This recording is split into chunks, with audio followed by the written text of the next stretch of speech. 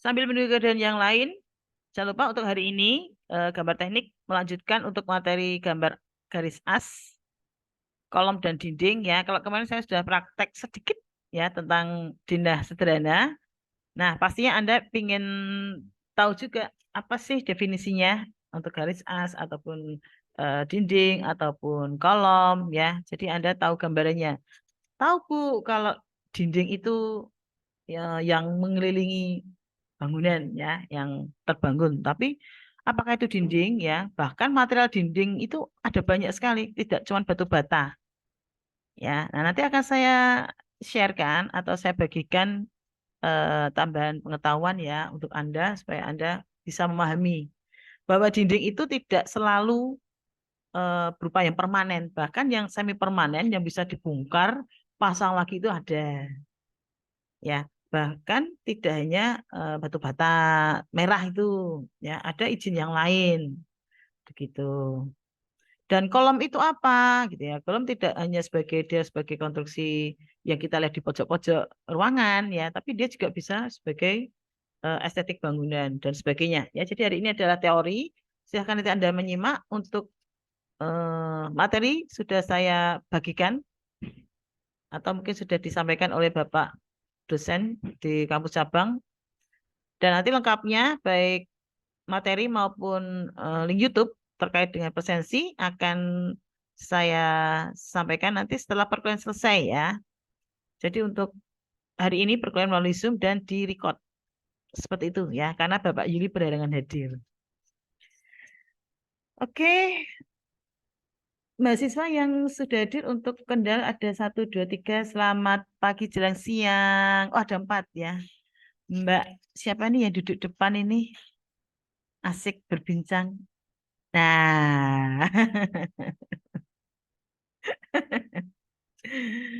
lagi asik ya. Mungkin lagi ini. Kamu ini lihat sudah lihat berita ini belum? Di Gaza rame loh ini perbatasan Palestina gitu ya. Mungkin ya.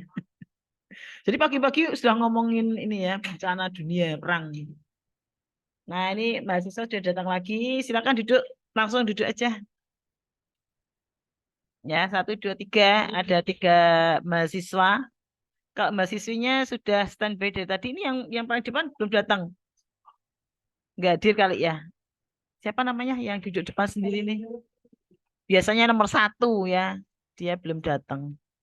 Kalau yang Siliwangi ini kayaknya lebih menyukai versi online ini. Tidak apa, ya. Yang penting materi tersampaikan. Anda mau bersantai di taman, Anda mau masuk mengadem pakai AC di ruang kelas, ya. Ataupun Anda bisa belajar di rumah. Yang penting adalah absen, ya. Supaya presensi Anda tercatat by sistem. Begitu, ya. Supaya jangan bolong, diingat-ingat bahwa absen dibuka sampai dengan jam 23.59. Enak kan? Intinya kuliah di kampus Tekom itu adalah menyenangkan ya, supaya apa? Anda cepat lulus ya, supaya Anda bisa segera memotivasi diri ya, eh, bangkit untuk berkarya ya setelah selesai kuliah nanti. Seperti itu ya harapannya, dan dapat menjadi seseorang yang berguna bagi masyarakat, menjadi desainer, menjadi pengusaha advertising, menjadi fotografer, ya banyak sekali yang diharapkan dari kampus supaya Anda menjadi orang berguna dan bermanfaat pastinya ya. Oke, izin share dan ada beberapa yang dari kelas CAK eksekutif ya. Muhammad Ivan siap izin bergabung Bu dari kelas eksekutif silakan. Siliwangi kosong Bu ya. Nah, silakan Anda menyimak. Akan saya share ya. Ada 3 materi yang saya share hari ini, garis as, dinding, dan kolom. Kemudian ada satu lagi PowerPoint ya, yang saya bagikan. Oh iya, PowerPoint-nya belum saya setting, lupa.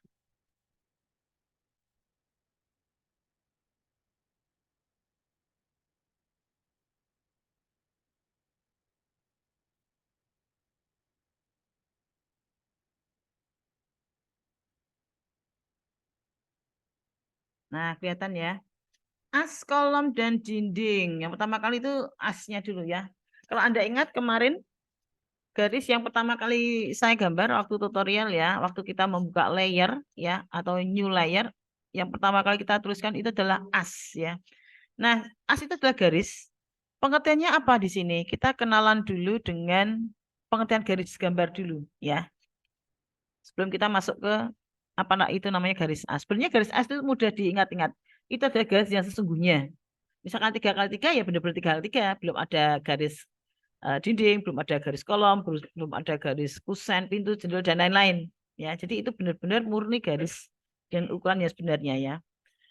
Garis itu merupakan elemen penting dalam sebuah gambar kerja perencanaan suatu bangunan. Garis itu ya awalnya itu berasal dari titik-titik. Kalau titik-titik terus tak terhingga dan itu rapat ya, lama-lama itu adalah memanjang kedua arah atau bentuk geometri.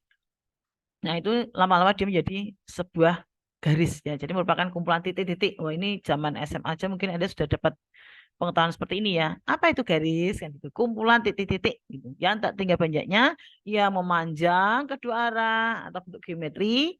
Nah, yang dilukiskan oleh titik yang bergerak itu tadi. Nah, ada beberapa ketebalan garis. Ya, makanya kalau manual ya, terutama ya untuk drawing pen itu kan ada ukurannya. Seperti ini ya. Jadi dia menghasilkan dari jarum pennya ini dia menghasilkan ketebalan garis ya. Garis yang sangat tebal itu memiliki garis 1,2 mm. Biasanya untuk outline, untuk kop gitu ya, gambar garis-garis tepi kertas itu loh. Kemudian ada lagi garis tebal. Garis tebal memiliki tebal garis 0,7 atau 0,7 mm. Garis medium tebalnya 0,6, 0,5, 0,4, 0,3. Garis tipis ketebalannya 0,2 mm dan garis yang sangat tipis biasanya untuk detail ya, pena yang digunakan yang biasanya juga untuk detail juga itu 0,1 mm. Tipis ya. Jadi beda-beda. Dan garis ini juga dipakainya waktu menggambar itu juga beda ya. Seperti itu ya. Mana garis?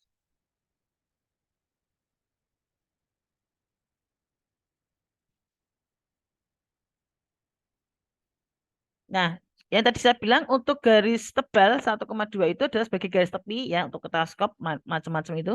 Kemudian batas tanda blok dan simbol yang dimaksudkan untuk penekanan.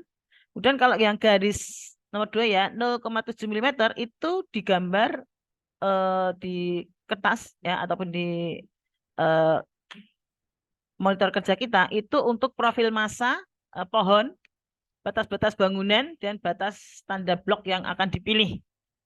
Kemudian garis medium dengan tebal 0,6, 0,5, 0,4, 0,3 itu adalah profil massa dengan skala kecil. Misalkan bagian perencanaan dan bagian tata ruang dalam. Ya, standar ya biasa dipakai itu 0,3 terutama. Itu untuk menggambar area bagian dalam. Kemudian garis tipis atau 0,2 mili itu biasanya dipakai untuk perancangan profil internal. Garis-garis partisi, garis arsiran, dan goresan. Kemudian untuk keterangan dimensi gambar. Biasanya pakai nomor 0,2 atau 0,2 mm. Garis yang tipis biasanya digunakan untuk membuat huruf, membuat layout, membuat tekstur, membuat garis bantu, ya titik-titik itu, membuat arah bukaan pintu, ya. Pintu itu kalau digambar di simbol itu kan ada lintasannya. Nah, itu pakai yang garis 0,2 atau 0,2 mili. Kemudian membuat arah, ya up and down waktu naik tangga, turun naik tangga itu ya. Nah, kemudian ada lagi karakteristiknya. Ada garis titik-titik, garis putus-putus pendek, ada garis putus-putus panjang, ada garis menerus, ada strip titik, strip titik, strip titik. Nah, beda lagi nih ceritanya ya. Nah, ini materinya sudah saya share ya nantinya di link materi itu ya. Kalau garis titik-titik itu menyatakan objek yang tidak terlihat. Ya, jadi seolah transparan gitu ya, tapi sebenarnya ada. Jadi garisnya titik-titik. Kemudian petunjuk bangunan yang sudah tidak berlaku, bangunan yang akan dibongkar atau bangunan yang akan diperluas. Jadi simbolnya itu garis titik-titik. Ya.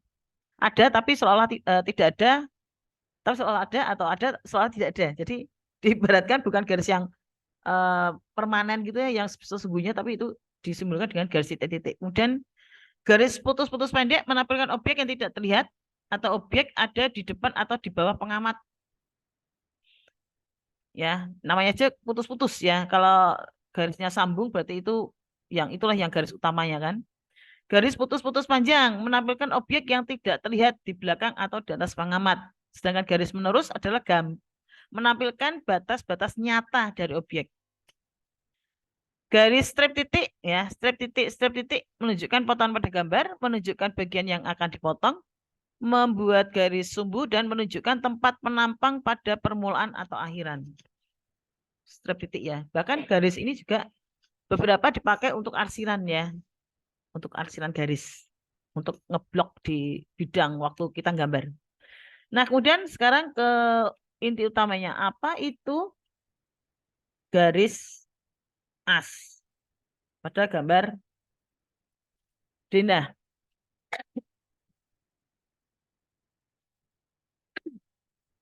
Garis as yaitu untuk memberikan orientasi. Notasi yang dipakai dalam gambar kerja adalah garis as bangunan. Jadi yang dipakai utamanya adalah garis as, patokan.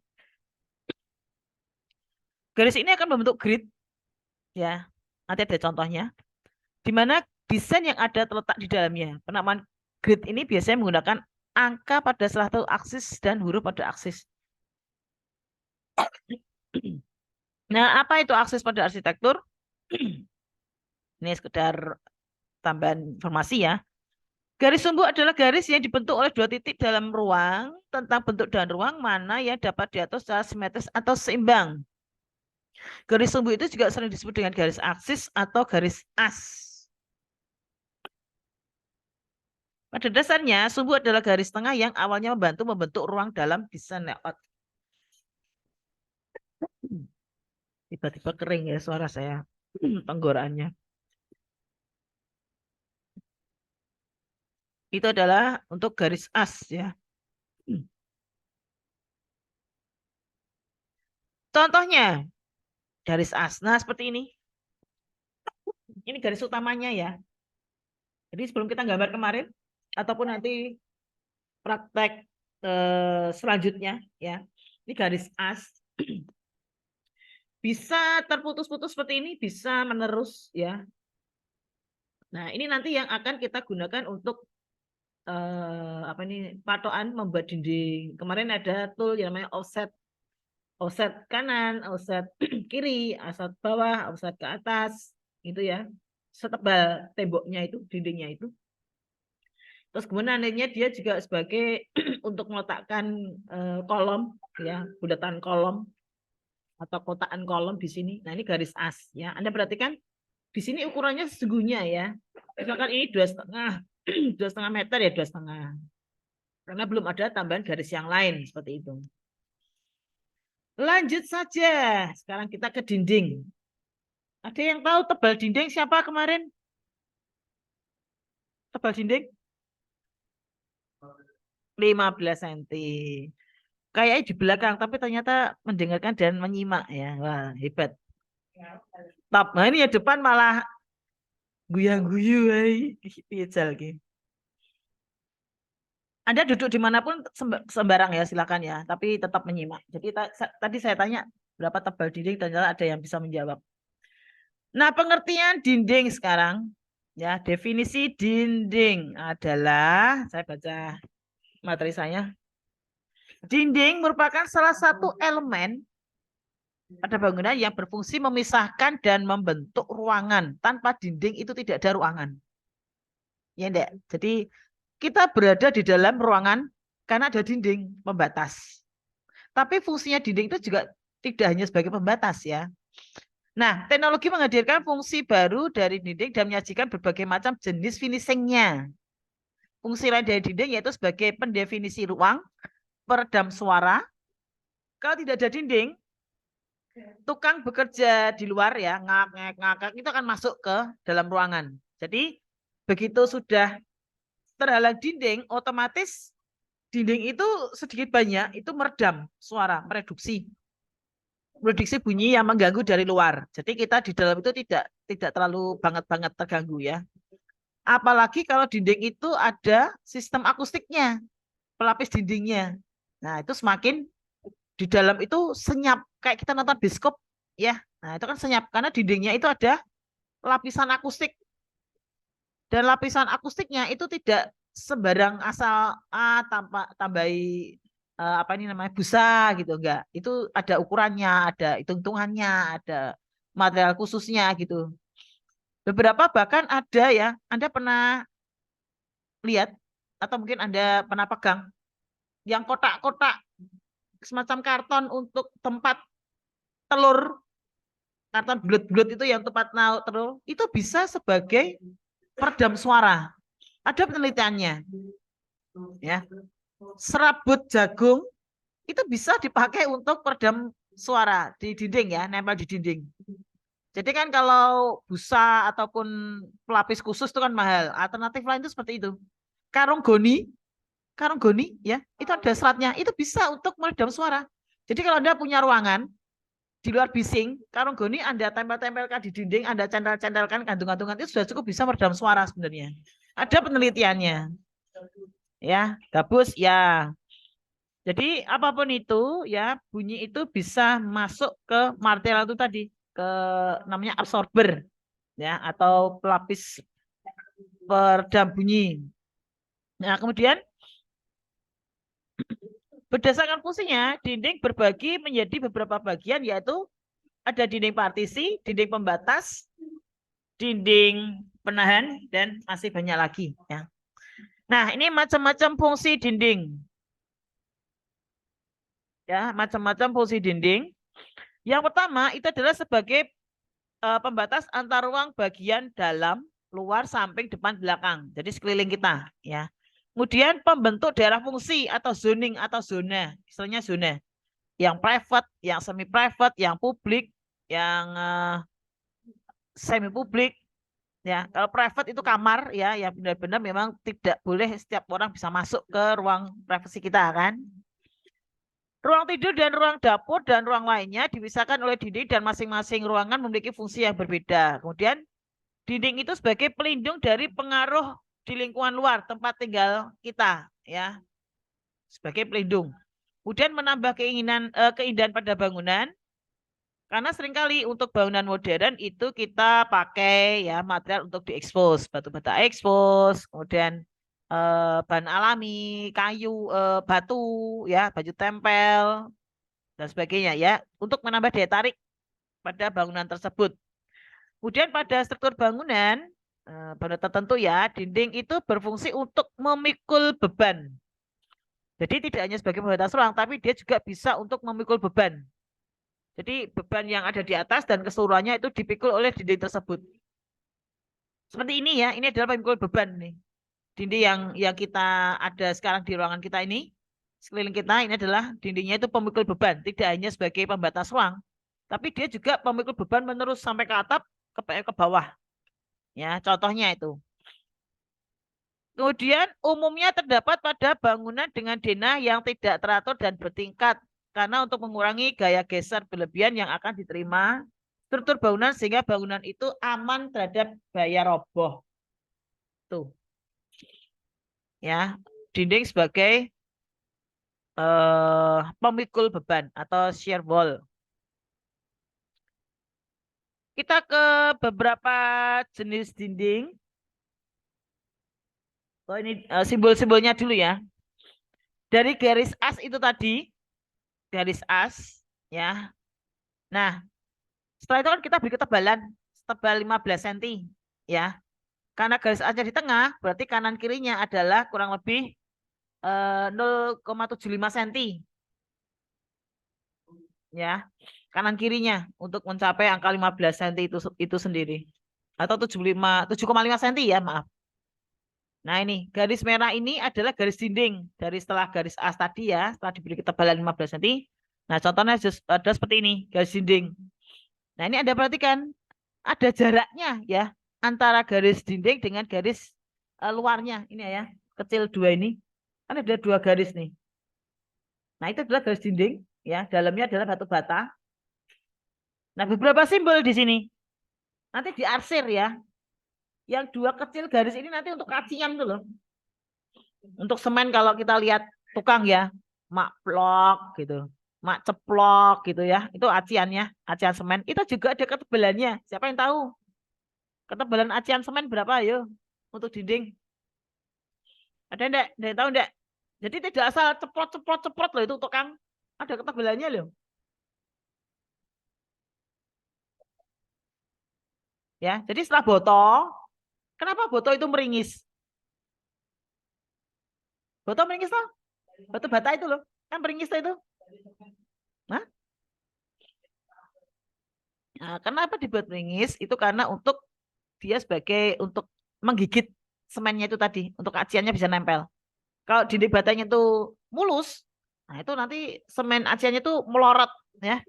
Tidak ada apa ya? Gantungan gitu loh. Tempat nyokotnya itu loh. Nah, itu bahasa tukang tuh biar nyokot gitu.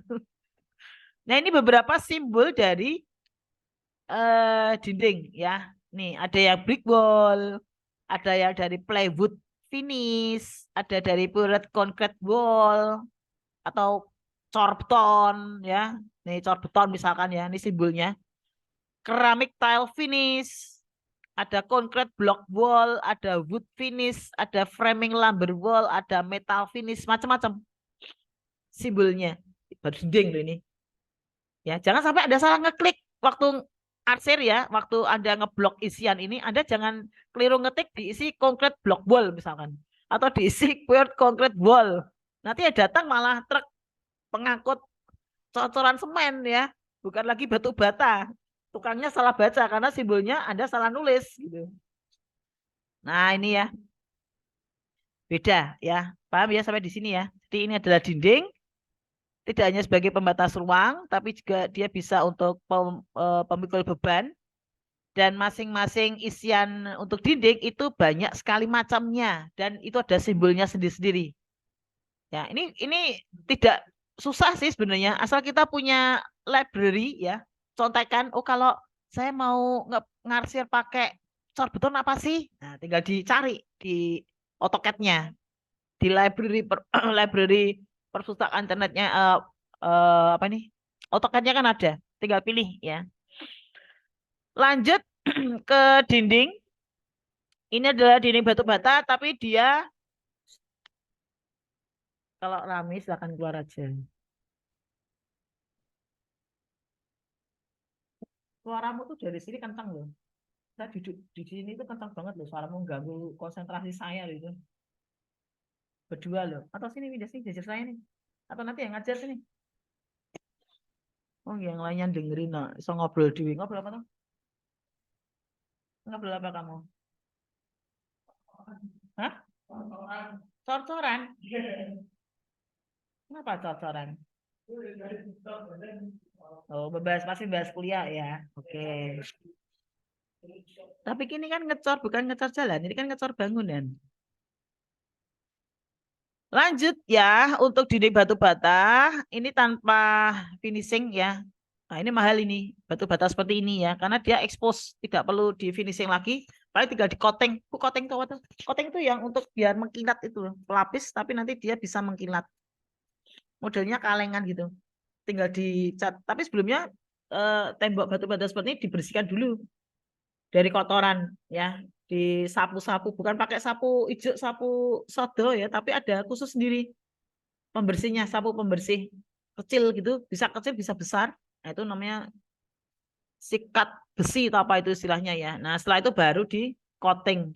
Coating itu fungsinya sama kayak cat, cuman dia bisa menampilkan tekstur alami dari, kalau ini dinding batu bata ya, dia alami batu batanya begitu. Jadi dia tahan air, bisa menahan dari dinding tersebut dari cuaca, dari panas, dari hujan, dari angin, tepaan angin dan sebagainya. Tapi itu pun nanti juga memudar, jadi perlu dipoles lagi coatingnya itu. Begitu ya. Cuman memang keunggulannya dia tidak butuh cat tembok. Cat tembok kan hanya ada di sini ya, sekitarnya ini.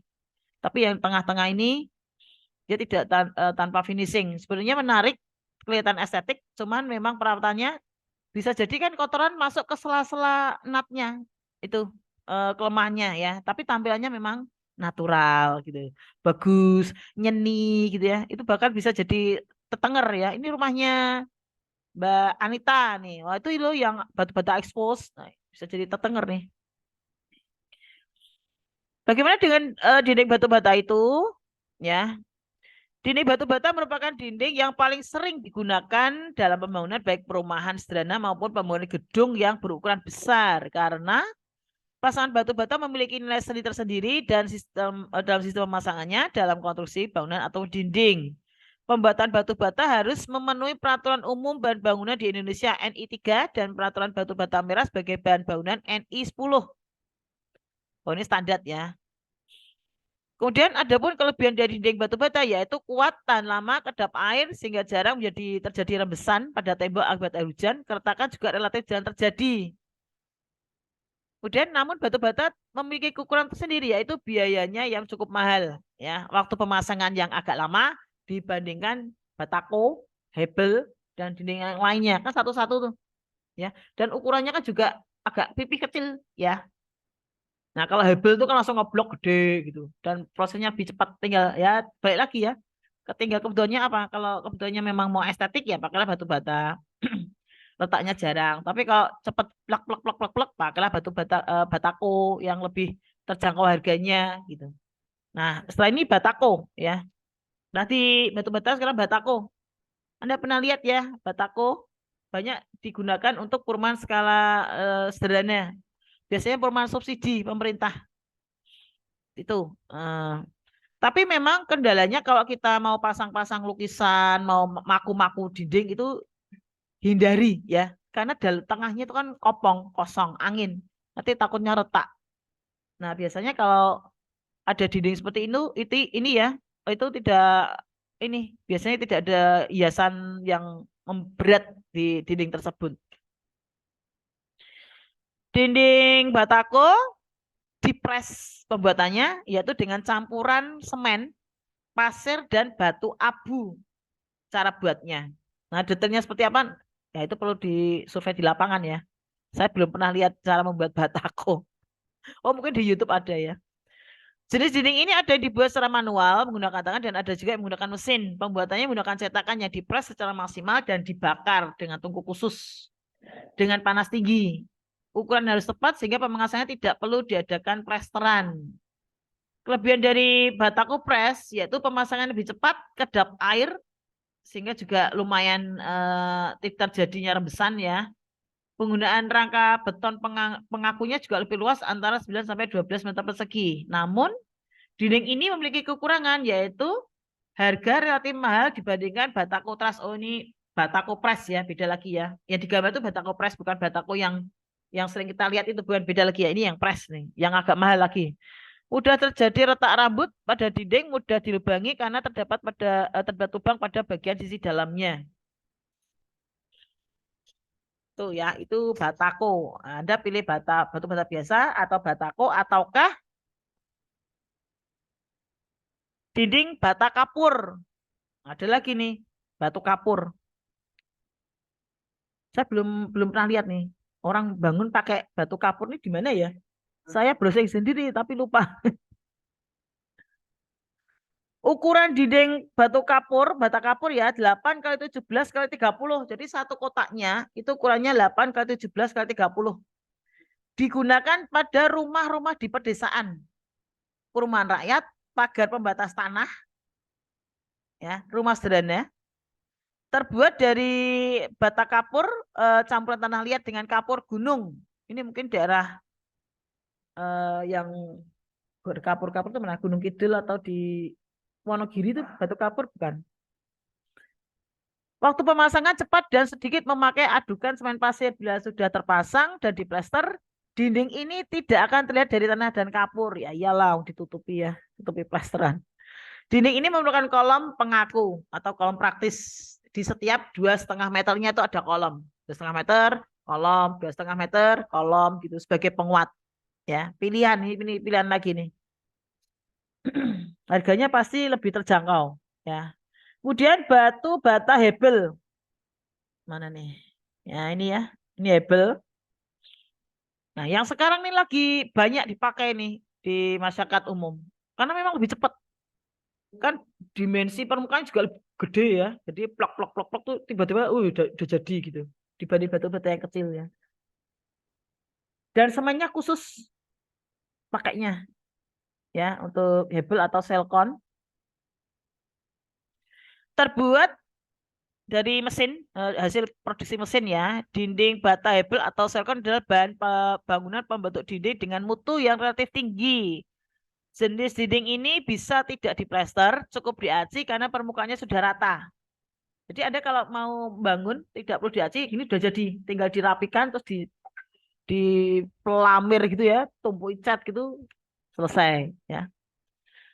Kemudian hanya ketebalan ini kusennya yang harus disesuaikan. Ya, pengaman saya waktu pakai hebel, otomatis saya mendatangkan tukang kusen memang. Kusennya datang, ukur secara detail lagi, kemudian baru dipasangkan ke batu bata hebel ini. Ya. Selain itu, praktis pemasangan sedikit bahan yang terbang percuma. Bata ini ya, hebel ini cukup ringan, halus, dan memiliki tingkat kerataan yang baik. Bisa langsung diberi acian tanpa harus diplaster dahulu dengan menggunakan semen khusus. Ya. Nah, acian semennya itu tadi bahannya adalah pasir silika, semen filter, dan zat aditif. Hanya dicampur dengan air, itu sudah jadi plesterannya ya. Tapi ini bisa juga menggunakan bahan seperti pemasangan batako. Bisa semen biasa atau khusus untuk hebel. Kelebihannya kedap air sehingga tidak terjadi rembesan. Pemasangan lebih cepat dan pemotongan lebih mudah karena menggunakan gergaji. Pakai gergaji bisa ternyata ya. Tahan api, ya, ringan, mempunyai kedapan suara yang baik. Kekurangannya itu adalah harga relatif lebih mahal. Tidak semua tukang pernah memasang batu bata ini. Makanya ditanya dulu, Pak, bisa pasang batu hebel enggak, Pak? Karena saya mau dinding saya pakainya hebel begitu ya. Jadi jangan buru-buru langsung Anda datangkan material di lokasi, tapi ternyata tukangnya tidak bisa cara masangnya. Loh, ada toh Bu? Ada. Karena memang beberapa biasanya pakainya yang batu bata biasa itu ya, dari tanah liat itu. Kemudian dinding partisi ini yang sering digunakan untuk membuat perkantoran. Bisa bongkar pasang ya. Itu biasanya untuk sekat antar ruangan ya, karena didesain sebagai sekat antar ruangan dan ruang satu dan yang lain. Dinding ini memiliki konstruksi yang lebih praktis dan ringan dibanding yang dinding yang sebelumnya saya sampaikan itu tadi. Saya ini dinding ini tidak bisa digunakan untuk dinding luar, hanya bisa di interior. Ya, kalau di luar nanti dia mengolet, pecah-pecah, ya. Jadi memang dia khusus untuk interior. Untuk bikin sekat ruangan kayak ruangan dosen di atas itu kan pakainya ini ya. Tidak cocok untuk konstruksi terbuka dan juga tidak dirancang untuk dia sebagai dinding pemikul beban. Ya, ya intinya sebagai yang ini aja sekat biasa gitu, yang ringan-ringan. Oke, itu dinding ya. Oh, ada lagi ya. Oh, sudah. Ini kolom ya. Nah, ini adalah kolom yang pernah melihat kolom di lapangan itu seperti ini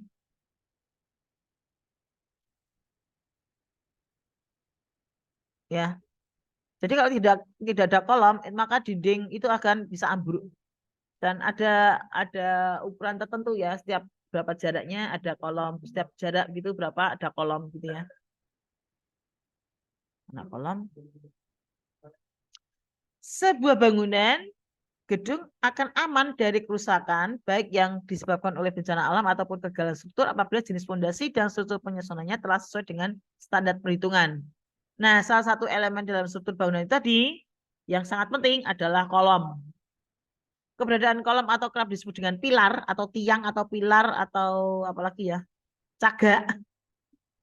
Nah, itu sangat penting mengingat pembuatan kolom difungsikan sebagai rangka yang akan memastikan bangunan tetap berdiri kokoh. Berapa ukuran kolom kemarin? Kotak-kotak itu. Dinding 15. Kalau kolom kotak-kotak itu tadi kemarin berapa saya nulisnya? 15 kali 15 ya. Itu sudah standar kecil itu ya. Nah, kemudian definisi kolomnya SKSNI T15-1991-03 tentang tata cara perhitungan struktur beton untuk bangunan gedung, kemudian Kamus Besar Bahasa Indonesia, dan kemudian menurut statement dari Sudarmoko 96 pengertian kolom ya. Kalau menurut SKSNI T15-1991-03 yang dimaksud dengan kolom adalah komponen struktur bangunan yang tugas utamanya menyangga beban aksial tekan vertikal dengan bagian tinggi yang tidak ditopang paling tidak 3 kali dimensi lateral kecil. Duh, bahasanya rumit banget ya. Kemudian menurut Kamus Besar Bahasa Indonesia, kolom adalah itu tiang atau pilar penyangga yang biasanya dibuat dari beton yang bertulang besi. Jadi sebelum dicor itu ada tulangannya dulu. Tulangannya ini ya, tulangan gitu, terus diikat, dibegel gitu ya, diikat-ikat antar tulangan, terus diberi triplek kanan kiri depan belakang, baru setelah itu dikasih plastik juga, plastik.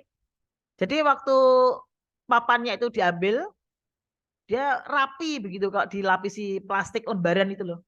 Jadi dikelotok gitu dia rapi. Ya langsung papan ya bisa, tapi kan otomatis papannya rusak kalau tanpa plastik. Kalau pakai plastik, lembaran plastik sebelum dicor, papannya masih bisa dipakai begitu. Ada kelebihan dan kekurangannya ya. Kalau cor-coran langsung tanpa plastik lembaran itu tadi, papannya nanti kotor, rusak gitu. Tapi kalau ada plastik, dilambari plastik dulu, papannya masih bisa dipakai. Entah itu buat perkakas yang lain gitu. Ya, seperti itu. Kemudian menurut Sudarmoko, kolom merupakan struktur ruang tekan yang memegang peranan penting suatu bangunan. Sehingga keruntuhan pada satu kolom merupakan lokasi kritis yang dapat menyebabkan runtuhnya lantai dan runtuhnya bangunan secara total. Sebegitu pentingnya kolom ya. Struktur dalam kolom terbuat dari besi dan beton. Kedua bahan ini memiliki sifat gabungan yang cukup baik, di mana besi merupakan material yang tahan terhadap tarik, dan sedangkan beton merupakan material yang tahan terhadap tekanan. Jadi ada gaya tarik, gaya tekan di kolom itu. Ya, karena kan bangunan kita tuh sebenarnya tuh bergerak loh. Atap itu melundut-lundut gitu ya. Sebenarnya ya. Tapi tidak terasa ya karena kecil. Nah, seperti ini bentuk kolomnya ya.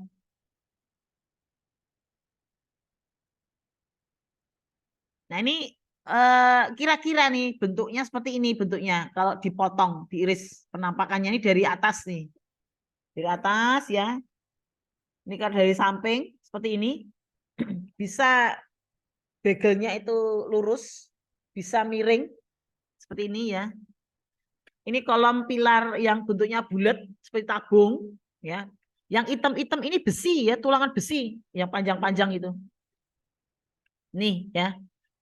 Tulangan-tulangan dipasang, ini ada 4, ada beberapa ya, mengelilingi, kemudian diikat besi juga ya. Yang ini tekuannya nih, yang ada 2 kecil ini tekuannya, tekuk. Kasih ring ya, dicepit gitu biar tidak lari.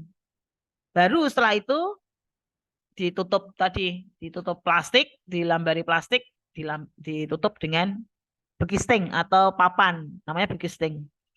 Setelah itu dicor, mendatangkan truk itu ya, molen itu dicor, gitu, atau manual ya, pakai mesin molen itu, ya, tukangnya saling bantu memasukkan cor-coran ke dalam kotak itu tadi. Nah, setelah berapa hari, seminggu atau berapa hari begitu ya, itu dibuka. Nah, jadilah kolom ya. Baru setelah itu membuat dindingnya, mengisi dinding. Atau pas barengan, ya bikin dinding, ya bikin kolom gitu.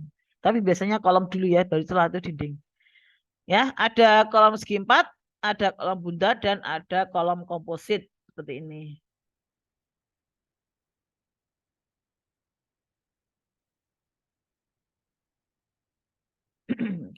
Dari kolom berdasarkan bentuknya, ada kolom utama dan ada kolom praktis. Bedanya apa? Kolom utama biasanya terpasang pada jarak 3,5 meter. Kolom 3,5 meter lagi ada kolom lagi, 3,5 meter lagi ada kolom lagi. Nah, itu utama. Kolom jenis ini memiliki peran yang cukup penting dalam menopang seluruh bagian bangunan secara vertikal. Biasanya ukurannya lebih besar. Serta tersembunyi dalam dinding. Tidak terlihat dari luar. Kan rata nih, mulus ya dindingnya. Itu kolom utama. Kemudian kolom praktis, jaraknya biasanya 3-4 meter. Biasanya dipakai untuk menopang beban balok atau untuk menahan dinding luar dari gaya melintang agar tidak roboh. Letak kolom praktis juga tersembunyi dalam dinding sehingga tidak tampak dari luar. Bisa tampak, bisa tidak ya, tergantung kebutuhan. Jadi ada yang kolom itu dimunculkan karena untuk estetik ruangan gitu. Ada menongol gitu ya, memang sengaja. Ada seperti itu. Kemudian fungsi kolom ini sudah ya. Fungsi kolom merujuk SKSNI T15-192103, fungsi kolom adalah sebagai penerus beban seluruh bangunan pondasi. Beban sebuah bangunan yang dimulai dari atap akan diterima oleh kolom, seluruh beban yang diterima oleh kolom kemudian didistribusikan ke permukaan tanah yang ada di bawahnya. Itu fungsinya dari atap gitu ya. Nah, dinding batu bata itu adalah pengisi dindingnya.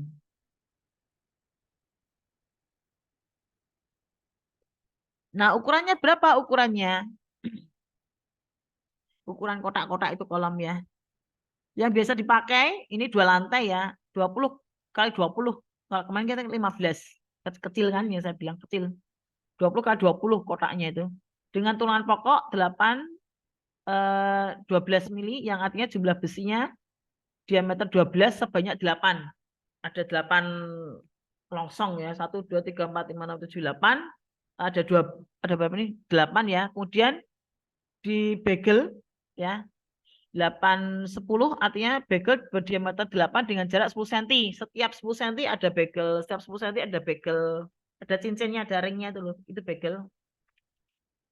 Ya, dan kawatnya pun atau besinya itu yang benar-benar yang tahan karat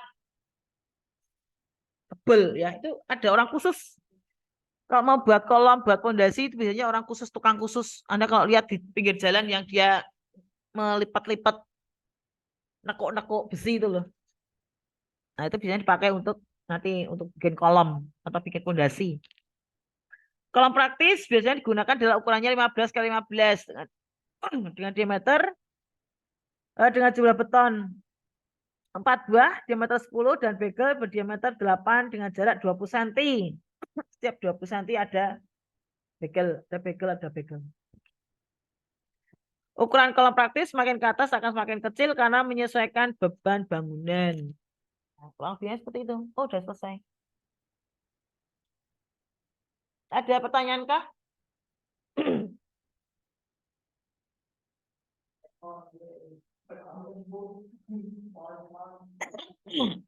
Tadi yang daripada ngobrol sekarang tanya.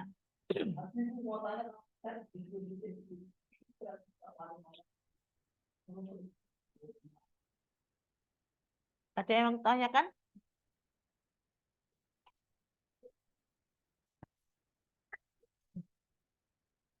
Silakan kalau ada yang mau tanyakan.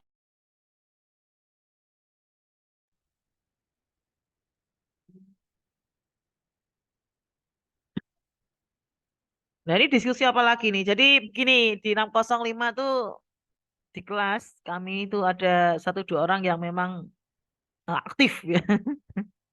Aktif. Saya nggak tahu aktifnya seperti apa. Intinya aktif gitu. Dosennya ngomong, dia ikutan ngomong gitu. Jadi aktif bener.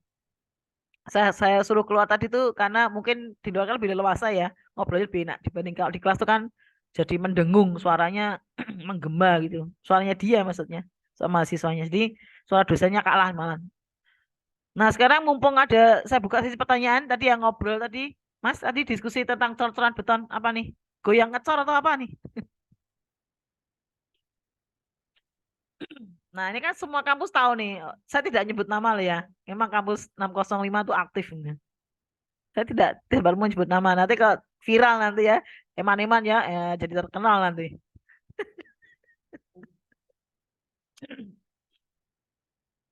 Siliwangi masih kosong, Bu, sampai akhir. Ya, Pak Fitro. Jangan lupa untuk kampus Siliwangi untuk absen ya. Sudah tidak ada pertanyaan? Tanya enggak? Nanti Bu, tadi caranya membuat apa tadi? Garis dinding gimana ya, Bu? Atau kemarin waktu saya tutorial ada yang lupa mungkin. Oke, kalau tidak ada pertanyaan, terima kasih atas perhatiannya. Jadi dibiasakan kalau di kampus di kelas itu menyimak ya, baru setelah sesi tanya jawab baru berbicara supaya semuanya bisa fokus begitu ya. Tidak ada pertanyaan, kampus Kendal Pak Setio, terima kasih Pak Fitro, terima kasih dan mahasiswa lain yang bergabung, terima kasih atas kehadirannya. Presensi akan saya buka untuk linknya ya setelah perkuliahan. Saya konversikan dulu video rekaman Zoom-nya ya. Setelah itu baru saya upload ke YouTube ya. Baru setelah itu ke si akadnya. Mungkin kurang lebih butuh waktu 10 menit mungkin ya untuk konversi maupun proses upload YouTube. Sekali lagi terima kasih atas kehadirannya. Mohon maaf jika ada salah kata. Tetap fokus ya. Kalau ada kuliah jangan ngobrol sendiri. Ya Bu gitu.